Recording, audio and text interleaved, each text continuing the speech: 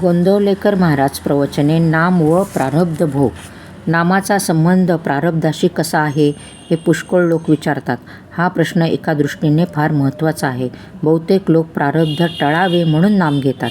देहाचे सुखदुःख हे माझेच सुखदुःख आहे, किंबहुना देह सुखी तर मी सुखी आणि देह दुःखी तर मी दुःखी, अशी सामान्य मनुष्याची अवस्था असते.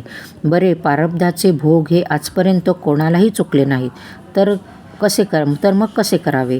येथे असे लक्षात ठेवावे की प्रारब्धाची गती फक्त देहापुरतीच असते. म्हणून ज्याची देहबुद्धी कमी झाली तो देहाच्या सुखदुःखाने सुखी व दुःखी होत नाही. नामाने देहबुद्धी कमी होते, म्हणून नामात राहणारा मनुष्य प्रारब्धाचे भोग भोगीत असताना देखील आनंदात असतो. नामाच्या आनंदापुढे त्याला प्रारब्धाची किंमत राहत नाही.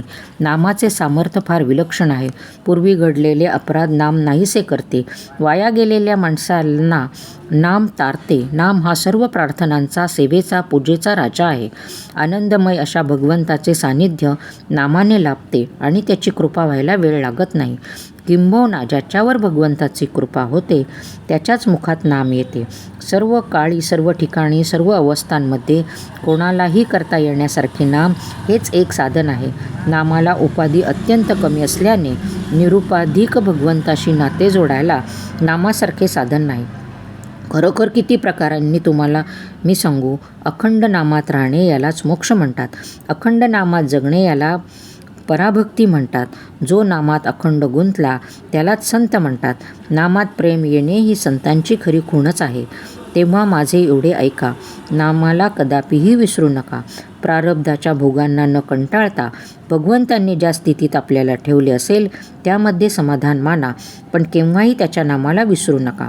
नामाने पायी माणसे पुण्यवान बनतात. देहबुद्धी कमी होणे हेच पुण्य होय आणि ते नामाने प्राप्त होते. नामाने कलीची सत्ता नाहीशी होते. वाईट किंवा विषयाच्या किंवा वासनेने बुद्धी भ्रष्ट करणे हेच कलीचे मुख्य लक्षण होय. त्याच्या मुळावर घाव घालण्याचे काम नाम घेतल्याने होते. म्हणून नामधारकाला कलीची बाधा नाही आणि प्रारब्धाची क्षिती नाही. नामाने पुण्यशरीर बनते. ज्याच्या अंतरात नाम असते तेथेच भगवंताने यावे लागल्याने त्याच्या शरीरात सद्गुणांची वाढ होते आणि तो पुण्यवान बनतो. देह प्रारब्धावर टाकून आणि आपण त्यातून निराळे राहून जे होईल त्यात आनंद मानावा. भोग प्रारब्धाने येतात असे म्हणण्यापेक्षा ते भगवंताच्या इच्छेने येतात असे म्हटले की समाधान मिळेल.